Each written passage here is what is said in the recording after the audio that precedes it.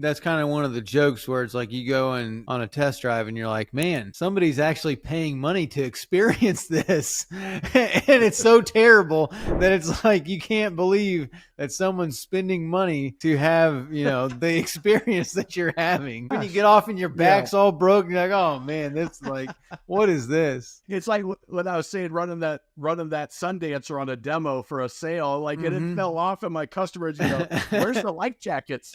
Like that's no, that's not going to work.